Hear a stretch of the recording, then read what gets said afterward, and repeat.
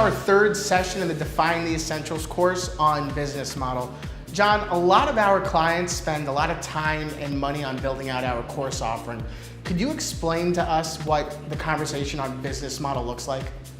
Yeah, Harry, and honestly, it's probably one of the more impactful conversations we have with our subject matter experts. Because like you said, everybody's spending a lot of time and effort to create their course offering, get it up online and drive traffic.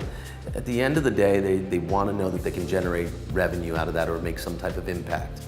So we have this conversation right up front because it's really important to understand how you intend to actually make money off of the offering.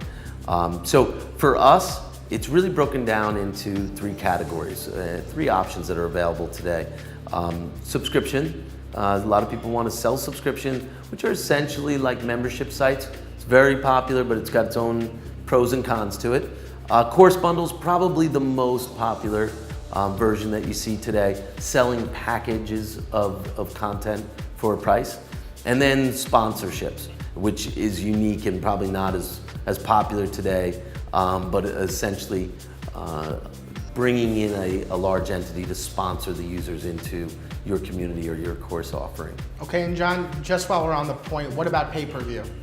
Yeah, so individual session pay-per-view used to be very popular, at least with the clients that we work with.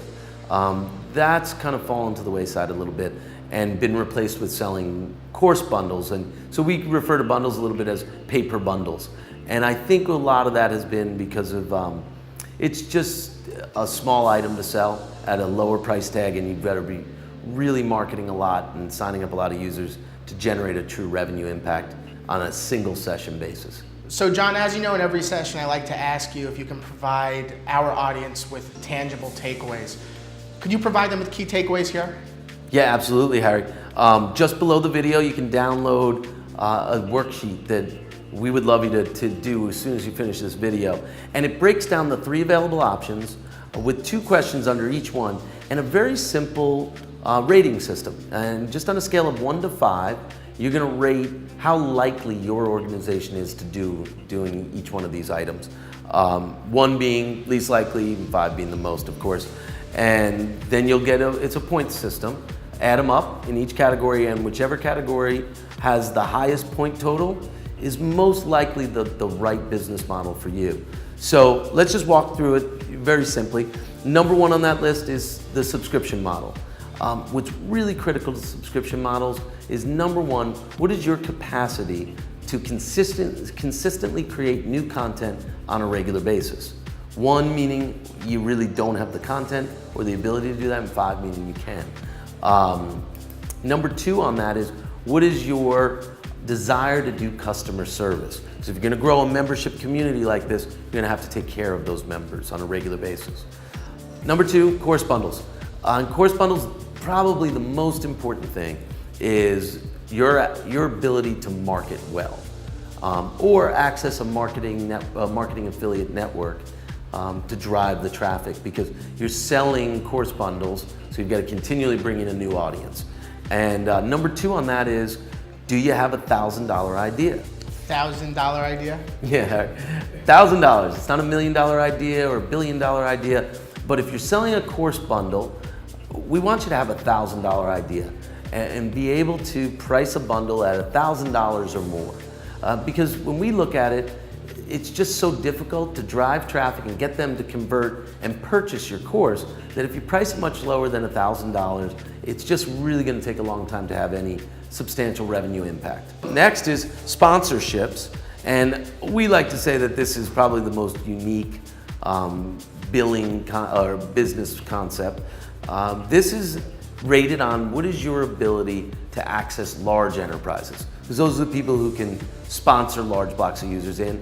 And number 2, and this is really, really important, is what's your organization's ability to attract a large volume of users to your community. Because understand, a sponsor is not going to be interested in 500 users, 1,000 users. They want tens of thousands of users to have a real impact. So those are the 3 options that are available. Break it down on the worksheet, and you'll know what is very likely the best model for your organization.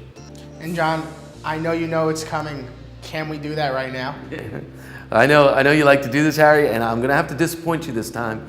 Our model that we're using is not on this list. It's the very popular free offering. Free? Yeah, we're giving this course away completely free. I might not have let you know that.